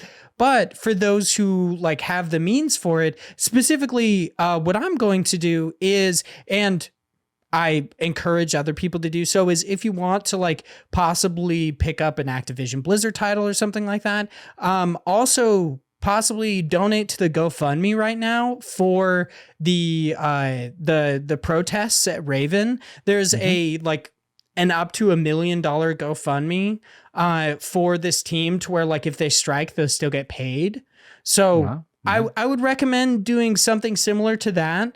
Or like if you want to pay that tithe, like it very much reminds me of like way back when people in like the fucking Catholic Church would be like, your husband is in limbo. You pay us $1,000 in like a tithing and they'll go to heaven. Like it reminds me of that. But like if you're going to pick up those titles and you have a little bit of extra money, why not throw it at a GoFundMe or like a charity or whatever? Yeah, just, I guess, food for thought in a sense. But it's time for news, Cram. It's enough. Yeah, this episode, it's gonna get a. It's gonna be a long one. It's gonna get a patented. This is a long one from me. You know what I'm saying? It's time to get crammed. News Cram is our weekly wrap-up segment where we, the hosts of Indie Pod and Indie Games Podcast, cram you full of all sorts of indie games news. This week in News Cram, our first 5 news story come by way of Nintendo Life, where it's reported that a strategy game Loop Hero by 4 Quarters is getting a physical release on the Nintendo Switch through Special Reserve Games with pre-orders live at the time of this recording. That one looks pretty dope. Did you see the new trailer they put out for Loop Hero, the cinematic trailer? Yeah, fucking looks pretty nice. So good, dude. Looks pretty It's nice. so awesome. That action and adventure game Heaven Dust 2 by One Gruel Studios is headed to the Nintendo Switch and PC via Steam on January 6, 2022. That fast-paced multiplayer shooting game War Swallows? I don't know. It's like marshmallows, but it's War Schmallows. Very weird. By You Run Ltd and Digital Mania SA is headed to the Nintendo Switch on January 6, 2022. That interplanetary exploration game Astroneer. I have like a burp like in the middle of my throat. Oh God. It just makes me want to die. Get that right out there. By System Era Softworks is headed to the Nintendo Switch on January 13th. And that 2D action adventure game After Image. That was, for some reason, weird for me. By Oregon. I don't know. Origami? It's AUROGON.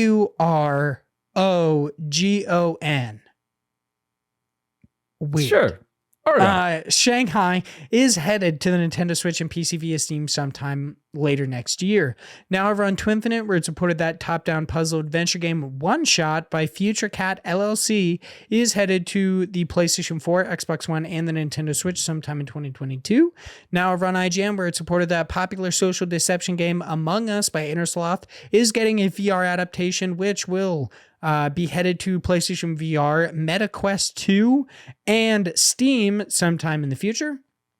That run and gun action game, Cuphead by Studio MDHR Entertainment Inc., is finally getting its much anticipated DLC, The Delicious Last Course, on June 30th, 2022. Yeah. Did you see the musical number that accompanied this bad boy? Or the trailer for the Game Awards? I did. Pretty interesting. I found it very weird that like there were the 3 people singing. The 2 on the right side were very emotive, and then there was like the one girl who was just kind of standing there. Like she was singing obviously, but she was like obviously the odd one out. She was not being very emotive, and I found it so distracting. I was like, what are you doing? Too good. But the game, good shit. Can't wait. Yeah, a bunch more bosses, big I'm boy. excited. Finally got a release date. I'm excited for you to not play more with me. Dude, I've tried to play Cuphead on my own, and like I've just tried to get back into it. It's not my type of game. I'm not a big fan of Cuphead. I like the art style, and that's it. Like it's not so my jam. Good. Oh my God, I can't wait. The 2D action roguelite Have a Nice Death by Magic Design Studios is headed to Steam Early Access sometime in March of 2022.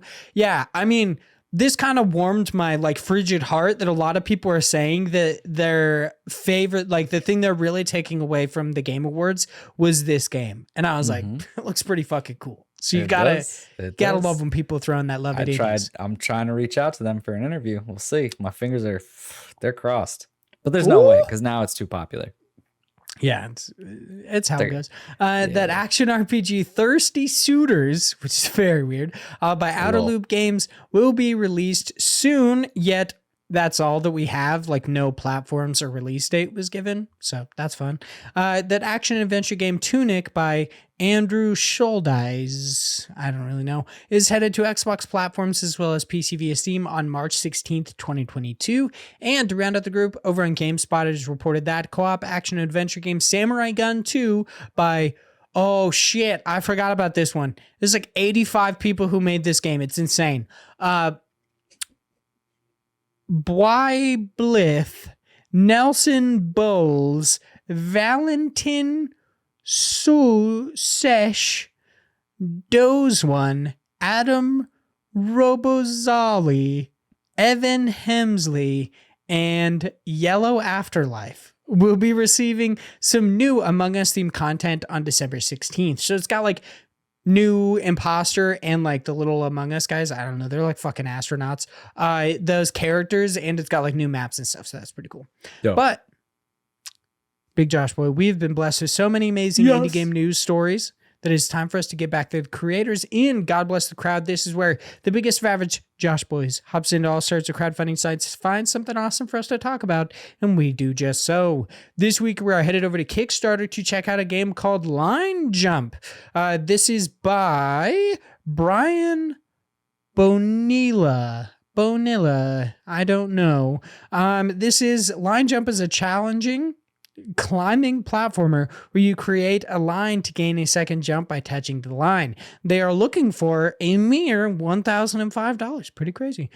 With 11 backers and 32 days left to go, they currently, to get on the ground floor, it is around $6 US. That one only has 4 left because that's the early bird. Then they have $6 also. It's still, yeah, for the normal tier. The conversion rate, the amount of money is so low that from a US perspective, it's still about $6. I didn't even notice that. Yeah, one is like 107 or more, and the next is 125, and it's still like, it's $6. It's still $6. Yeah. One of my favorite things about this is that everywhere in the page, it says it's $5, and it's clearly not their money. So they clearly were trying to put it for US dollars.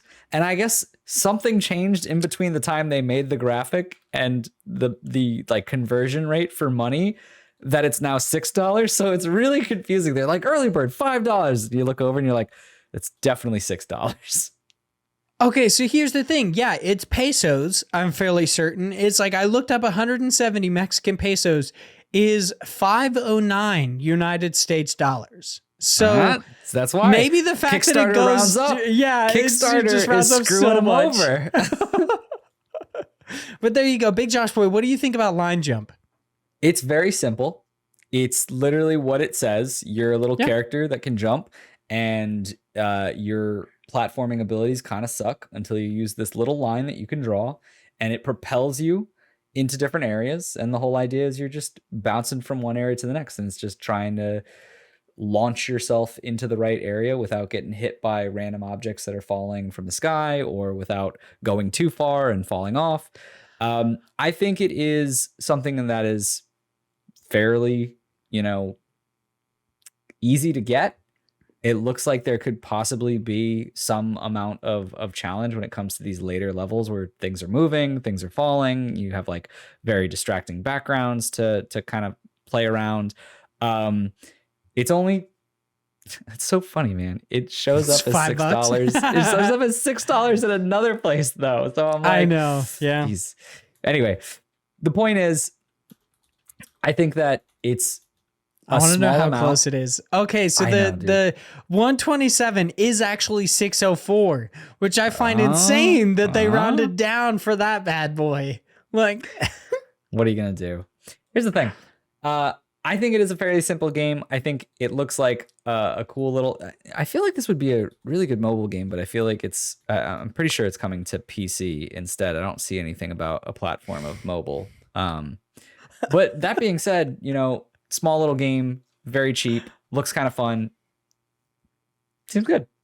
So It turns out I was wrong. I looked up 127 pesos to US dollars, which was the 604 or whatever. It's actually 125 pesos, so it's 5.95. So technically still under $6. Still $5. Kickstarter doesn't understand marketing. You know how everyone puts in that like $5.99 so that people see the 5 and they're like, it's only $5. People round down. It's a marketing strategy. But Kickstarter's here for the people. It's like, no, that's $6. All right. You want to charge this man or woman or whoever they are a penny more? We're rounding that bitch up. Yeah, Kickstarter's working real hard to fucking juice that extra buck out of everybody. It's pretty insane. Yeah, I think the game also like looks pretty simple. The only thing that I find a little bit weird is like you have to choose 2 anchor points. I thought it would be just a little bit easier if you like point and held and just dragged it. Yeah, like, but just I guess draw it. Yeah, it would be a little bit harder for like if they ever did a console release, but I feel like for PC and mobile it would be way easier to just draw fucking, like swipe. Yeah. I don't know why they possibly didn't do that. Maybe it's like actually a little bit more complicated than I thought or than I think, but I mean, the game looks interesting. It's definitely not something for me. I looked at it and I was like, okay, that's interesting. But, yeah, it very simple. Seems like it could be fun, but that's pretty much all I have to say about it. The art style looks kind of cute, but nothing that would like really get me into the game for the most part. Yeah, I think this is definitely this is only for people who like little like puzzle platform type games. Oh yeah. Yeah, definitely. But, and I feel like there is something here for them as well. Like it does look like a fun game. It's just not my jam. Once again, good job. Not my jam. Yeah, for sure. So there we go. Any last little bits you want to say on this one? Obviously, this God Bless the Crowd was shorter than others, but like the game is very simple. Yeah. That's kind of why. My favorite thing in this that I just looked over is kind of the like brutal honesty of the person who made this Kickstarter page. Because there's one part where they're like talking about the breakdown of money, and it just says Kickstarter fee, and the individual just goes, "I think 5% is going to Kickstarter." And you're like, do you not know? I'm not exactly sure. They're taking some amount of my money.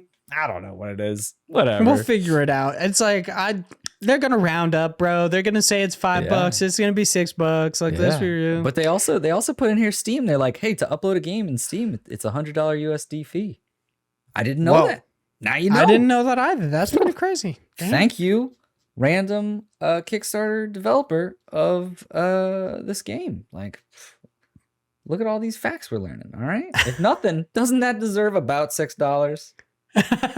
Wouldn't you say?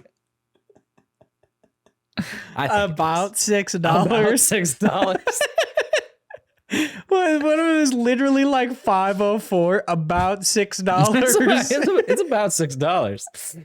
Look, it's a fun puzzle game. People go check it out.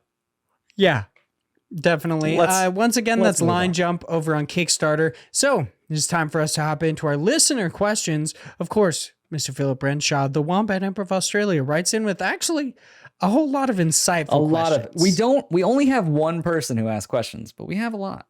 Yeah, and here's the thing. Big Josh Boy and I were talking about this before. Normally, it's just like, it's okay. And last week, apparently we didn't understand the pun of the My Little Pony question.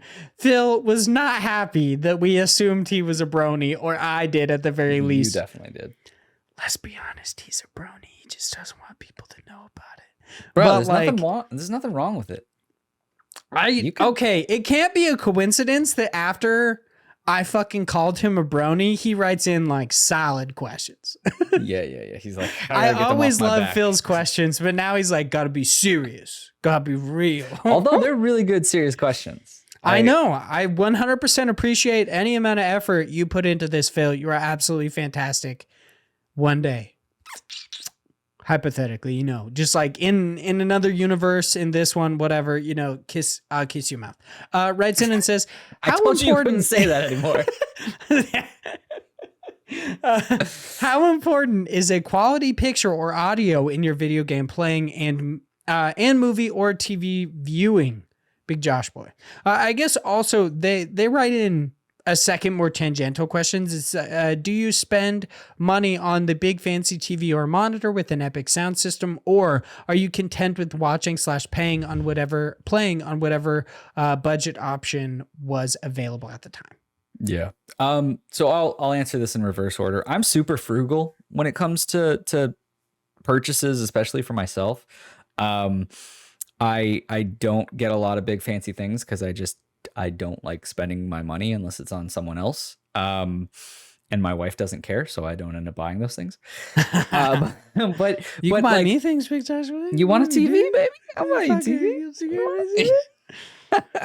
Anyway, so how important is a quality picture or audio to like video games or shows in general? To me, not so much. I'm fine as long. So here's the thing: video quality, if it's 720 and up, 720p, totally fine. Who cares? I'm not the type of person who's like, I have to play this game in fucking 60 frames or it's dog trash. Like, I do notice a difference and it definitely feels weird, but I'm okay playing it. It's fine. Okay. But with audio, it has to be like clean. Like, it doesn't have to be the highest of quality, but we've talked about this before of like podcasts where I think we do a really good job audio wise. Like, we have a lot of good filtering when it comes to making sure that, there's not a lot of like, or someone who's like constantly like, or whatever. Like, I'm sure people are going to listen to this and be like, ugh, because that kind of shit like pisses me off. When mouth like, noises. It's hate like mesophilia or something like that. Misophonia. Dude. Yeah. And I cannot stand when there's something like that. Like, I'll literally stop listening to a podcast if there is bad audio quality or like something got messed up on someone's end for that episode, just because it grates at me. I just cannot stand it. It's like nails on a chalkboard for me.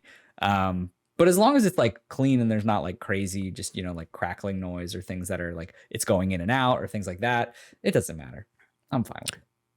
Yeah, I've never been the person to spend big money on like a fancy TV or monitor.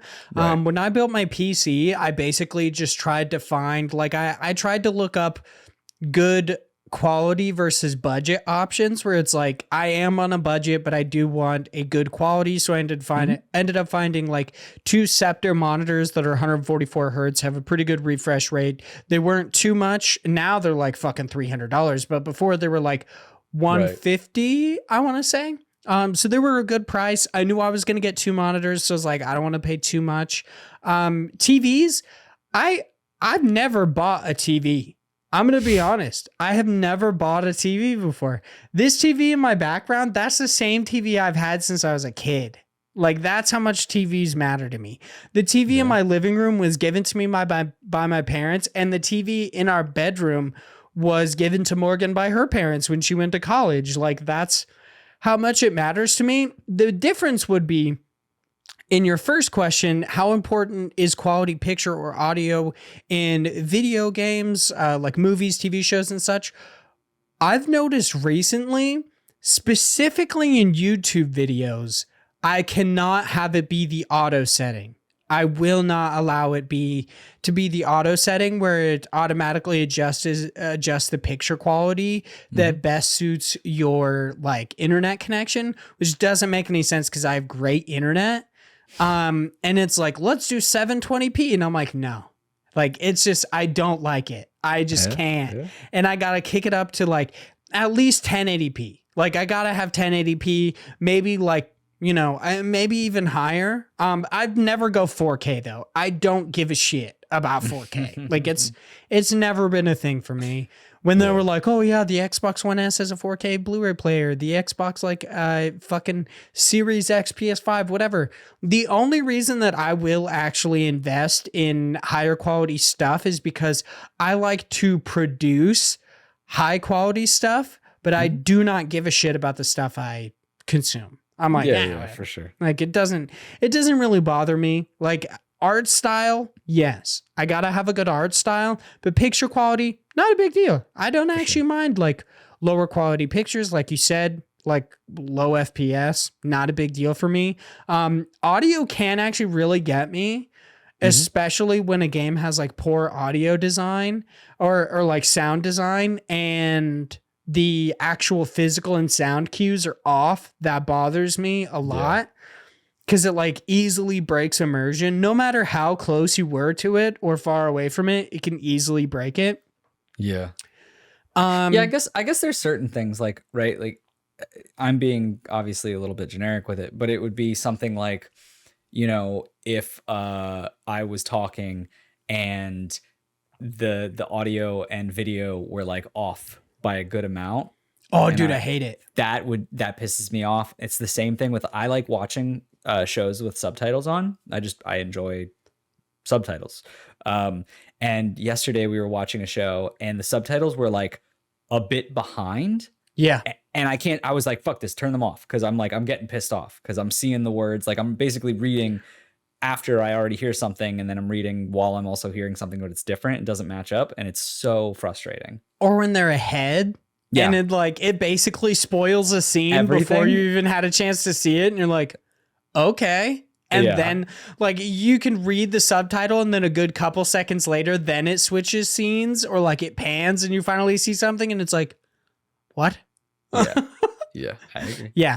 That can, of course, there are a lot of things that could be off-putting, but yeah, when it comes to the production of stuff, I'll spare no expense. Like I fucking bought this microphone. I bought lights and stuff like that. Like I love putting out a good quality. This guy fucking throwing me under the bus, you know what I'm saying? No, dude, you got good shit, Big Jasper. Hey, I definitely don't have lights. We've spoken multiple times about you getting lights if you wanted to. Fucking one day. But when it comes to like the stuff I'm consuming, it's not a huge deal most of the time. Like as long as it's in 1080p, I don't care. Like I don't need 4K. I don't need anything super special.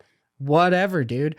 The only time it gets egregious is like when you watch something older, like fucking I was watching Malcolm in the Middle because I needed some garbage TV to watch. And like the early seasons, I was like, this shit is grainy. Yeah. I feel like I'm watching this on a CRT. Like this shit is crazy. I love older series for that reason of seeing it, just to be like, wow, it's amazing the amount of just quality increase from years over. Or like when you see things that are in 4:3 aspect ratio and you're like, what were they thinking? So they have like the giant black lines. Yeah. So we were watching Whose Line Is It Anyway last night because I'm just a big fan of that series. And we just recently got a slightly bigger TV. And I was like, wow, I'm so glad we bought this TV so we could have just enough inches increased to see the black bar. That's basically the size difference. I was like, great. Did you ever see the like controversy about the aspect ratio with The Simpsons when it came to Disney Plus?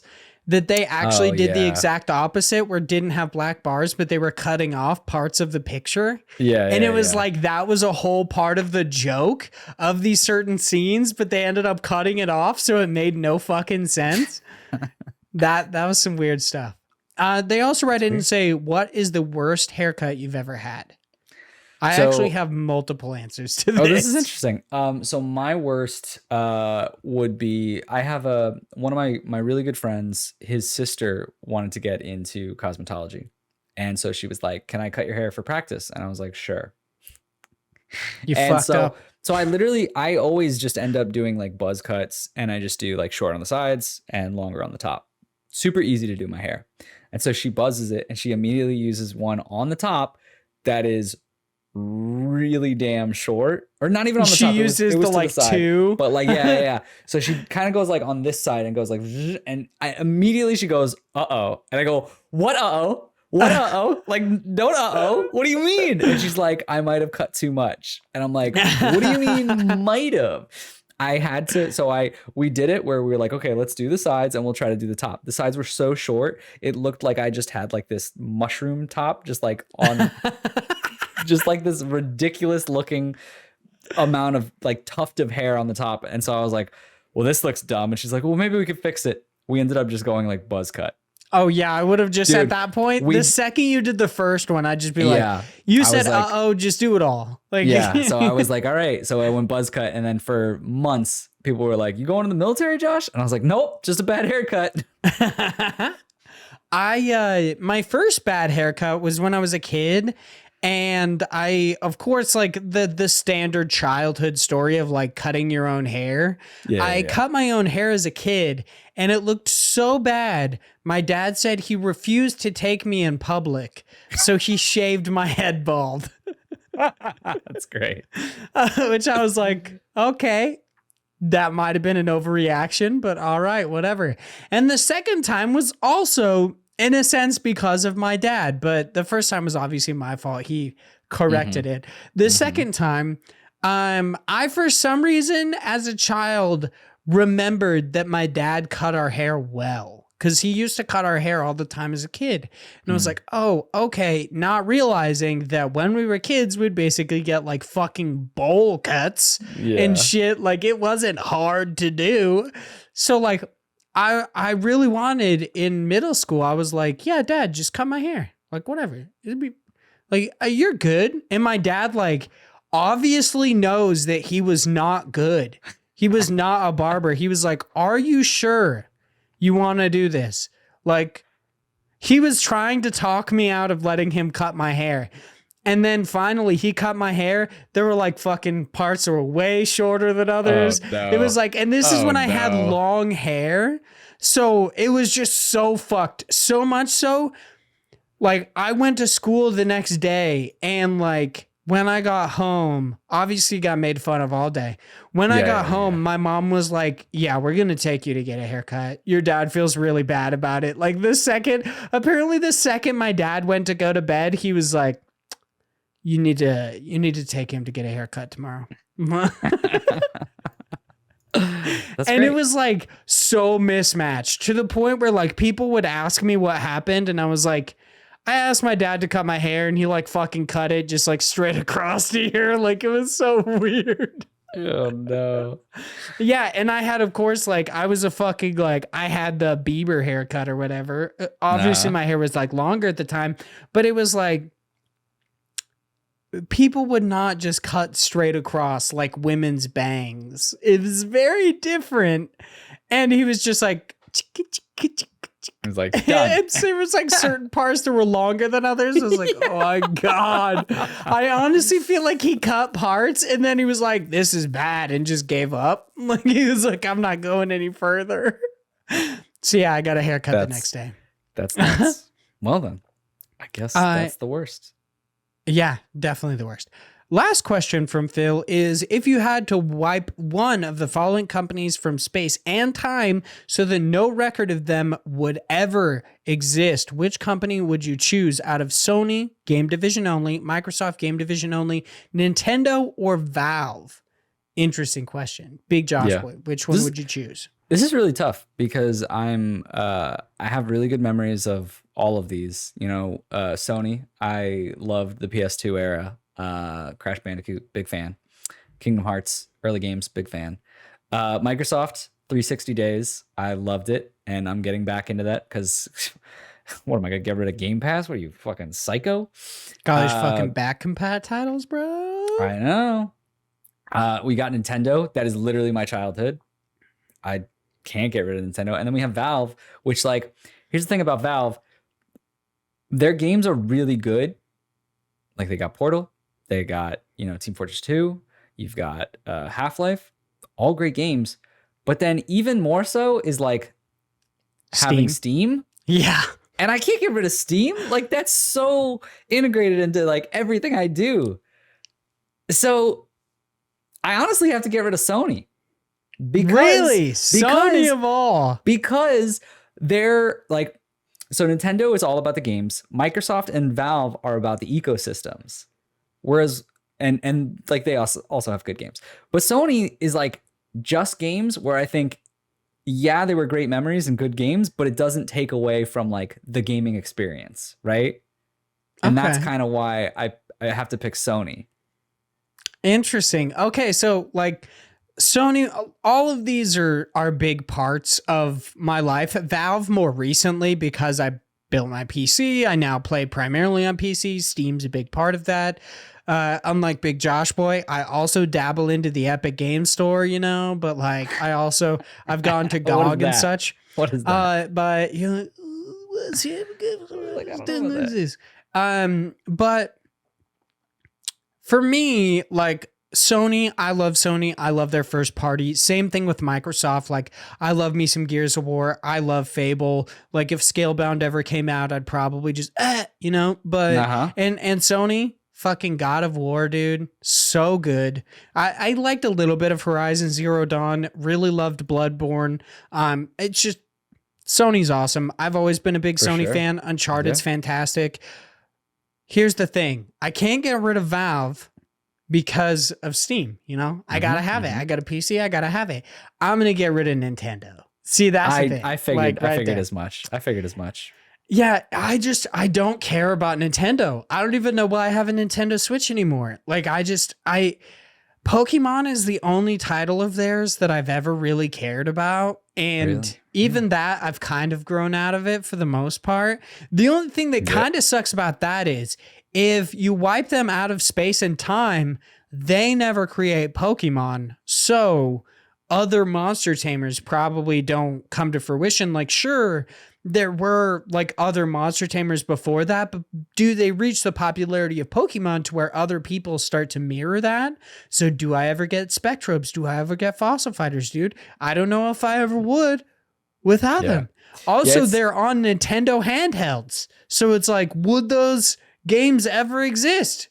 Probably not. On other platforms. Maybe I have not. no idea. Who knows? I have no idea. It's tough. It's tough because you can't, like, obviously you don't know the butterfly effect of all of this. Yeah. But I like can it's possible you get rid of Nintendo and Sony never exists because Sony's game division was literally made out of spite from Nintendo. Yeah. Like they were just like, fuck you, we'll make our own console, bitch. Yeah. So I don't know, man. I mean, it's kind of true. You might have just fucked yourself and got rid of two.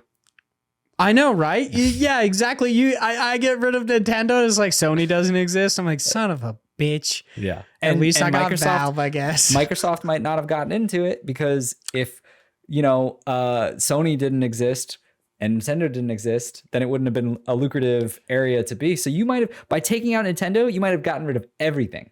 I know. I was about to say, fucking, you take out Nintendo, video games barely exist. Just don't exist. Like we're still on Atari, like yes. Playing fucking Pong, and it's just like, man, this is some crazy shit. That's all we got. But I just don't like. However much I thought about Valve, really, because I was like, I don't care about Valve's games. Like I don't.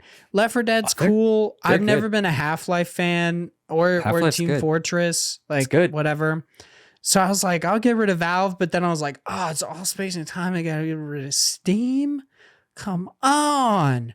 Because if Steam doesn't exist, then Epic Game Store doesn't exist. How many other, this is where the butterfly effect comes in again, where it's like, what fucking dickhead company is gonna pop up and be my Rooney or some shit? Yeah. Like, I don't know.